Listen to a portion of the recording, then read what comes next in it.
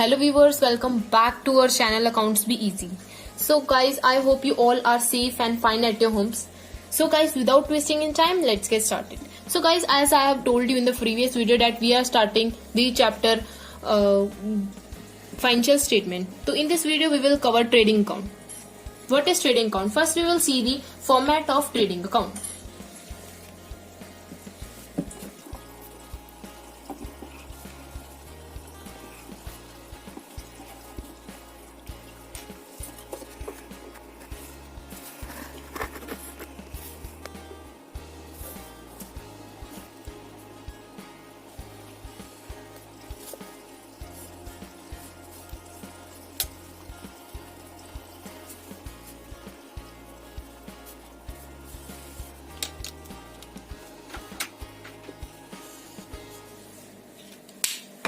So guys, that's the format of trading account. First we have to make there are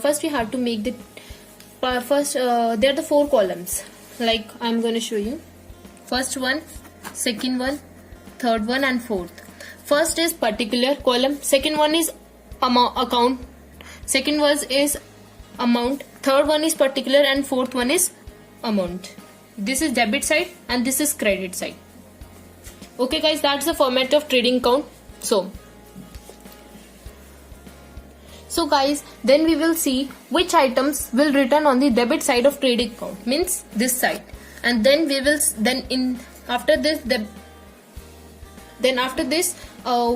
we will see which items we will return on the credit side. So first we will see the items which is return on the debit side of trading account.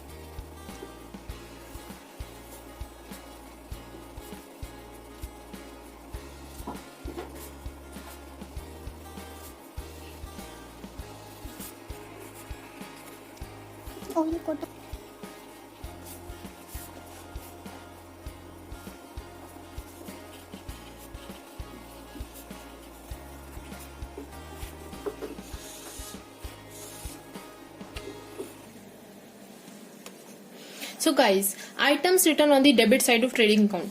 जैसे कि मैंने आपको बताया था, trading account का format होता है, देखिए ट्रेडिंग अकाउंट का फॉर्मेट ये होता है, इधर डेबिट साइड होती है, इधर क्रेडिट साइड होती है। डेबिट साइड होती है इधर, ये देखिए इधर हमारी डेबिट साइड होती है, ठीक है, इधर हमारी क्रेडिट साइड होती है। सो डेबिट साइड के अंदर हम कौन से आइटम्स लिखते हैं, ये देखिए ये सारे आइटम्स हमारे हैं जो कि हम डेबिट साइड में लिखते हैं।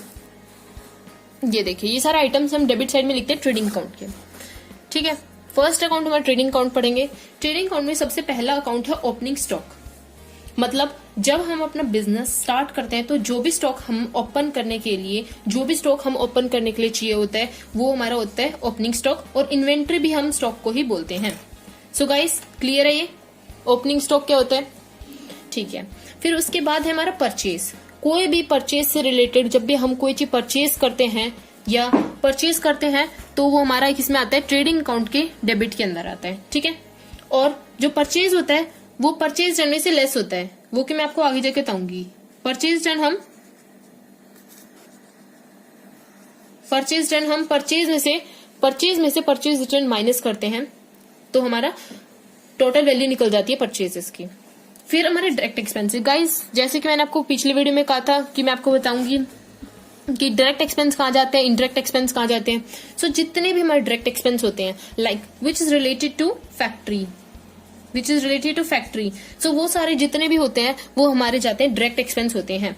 लाइक वेजेस हम किसको देते हैं? वेजेस क्या होते हैं? जो वर्कर्स जो होते हैं ना, फैक्ट्री होती है उसके अंदर वर्कर जो होते हैं काम करते हैं, वो उनको हम वेजेस देते हैं। उस सैलरीज और वेजेस में बहुत सारे बच्चों को बहुत कंफ्यूजन होती है। वेजेस होते हैं जो वर्कर्स होते हैं उनको हम देते हैं, it is for the workers. जितने वर्कर्स काम करते हैं सैलरी में, जितने वर्कर्स काम करते हैं उनको हम देते वेजेस। और जितने भी एम्प्लॉयज जो होते हैं, एम्प्लॉयज मीन जो वैसा काम नहीं करते, कुछ मैन्युफैक्चरिंग वर्क नहीं करते, जितने भी एम्प्लॉयज होते हैं वो हमारे, उन्हें हम सैलरी देते हैं। उन्हें वेजेस और सैलरीज में आपको डिफरेंस समझ आ गया होगा, ठीक है। उसके बाद जब भी आपको डायरेक्ट एक्सपेंस में वेजेस दे रखा हो तो आप उसको डायरेक्ट एक्सपेंस में लिखेंगे। अगर वेजेस एंड सैलरीज दे रखा हो तो उसको भी हम ट्रेडिंग के डेबिट साइड में लिखेंगे, बिकॉज एंड वेजेस एंड जब भी आपको वेजेस दिखे तो आप उसको ट्रेडिंग के डेबिट में डालेंगे। और जब भी आपको वेजेस एंड सैलरी दिखे, वेजेस आगे हो और सैलरीज पीछे हो, तो आप ट्रेडिंग के डेबिट में डालेंगे। और अगर यहाँ पे सैलरीज एंड वेजेस होता तो आप उसको प्रॉफिट एंड लॉस में लिखते हैं। सो गाइस, फोर्थ पॉइंट है हमारा कैरेज और कैरेज इनवर्ड और फ्रेट। कैरेज होता है मतलब जो भी हमारा ट्रांसपोर्टेशन चार्जेस होते हैं। जब भी मेरे को कोई गुड्स मंगवाना होता है तो उसके ऊपर जो भी ट्रांसपोर्टेशन चार्जेस लगते हैं ना, वो हमारे होते हैं कैरेज और कैरेज इनवर्ड फ्रेट, ठीक है। आई होप आपको क्लियर होगा। Then fifth point is manufacturing expenses. अगर हमें कोई चीज मैन्युफैक्चर करनी है तो मैन्युफैक्चरिंग का काम जो भी करते हैं वो वर्कर्स करते हैं। तो वर्कर्स होते हैं जो फैक्ट्री में वर्कर्स होते हैं, जो फैक्ट्री के अंदर वर्कर्स होते हैं वही ये काम करते हैं। किसी कोई भी चीज को मैन्युफैक्चर करने का काम वही करते हैं। तो लाइक वाटर, उनको रिक्वायरमेंट होती है पावर की, कुछ पावर से उन चीजें बनानी होती है। फैक्ट्री का रेंट, फैक्ट्री आ गया ना, जब भी फैक्ट्री वर्ड आपको दिखे ना तो आपको उसे ट्रेडिंग के डेबिट में डालना है, because it's expense which is related to factory. जितने भी फैक्ट्री के रिलेटेड एक्सपेंस होंगे, जितने भी डायरेक्ट एक्सपेंसेस होंगे, वो सारे हमारे आएंगे ट्रेडिंग के डेबिट साइड। तो ये दोनों एक्सपेंसेस में आ जाएंगे, factory lightning, factoring rent. Then the sixth point is store consume, मतलब कोई भी चीजें, इसमें जो भी एक्सपेंस है लाइक ऑयल, ये भी फैक्ट्री में जो वर्कर करते हैं उनको ही चाहिए होता है। देन कॉटन भी, एंड देन कॉटन वेस्ट, ये जो छोटे छोटे हमारे खर्चे होते हैं ये सारे हमारे आते हैं ट्रेडिंग के debit side. Then dock charges होता है जब भी जो भी हम चीजें शिप्स के थ्रू अपनी कोई भी हमने गुड्स जो हैं परचेज किए हैं, गुड्स हम परचेज करते हैं वो भी शिप्स के through, with the help of the ships. Like अगर हमें कोई गुड्स मंगाना है और वो शिप के थ्रू हम उसे मंगवाते हैं तो उसे हम डॉक चार्जेस कहते हैं, उसके चार्जेस भी देने पड़ते हैं, उसे डॉक चार्जेस कहते हैं। देन रॉयल्टी होता है the amount which is paid to the owner of minor patents. जो माइनर पेटेंट्स के लिए हमें देना पड़ता है वो हमारा रॉयल्टी होता है। This is also goes in trading debit side. Okay, I hope all the expense which is, ये सारे एक्सपेंस जितने भी हमने पढ़े हैं ये सारे हमारे ट्रेडिंग के डेबिट साइड जाते हैं।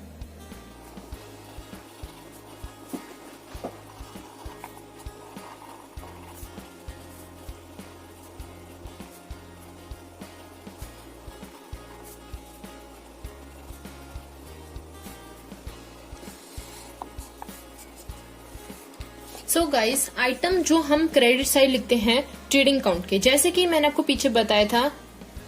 तो गाइस देखिए, मैंने आपको बताया था कि एक साइड डेबिट होती है, एक साइड क्रेडिट होती है। तो क्रेडिट साइड में हमने कौन से एक्सपेंस लिखने हैं वो मैं आपको अभी बता रही हूँ। पीछे मैं आपको बता रही हूँ, देखिए उन एक्सपेंसेस को।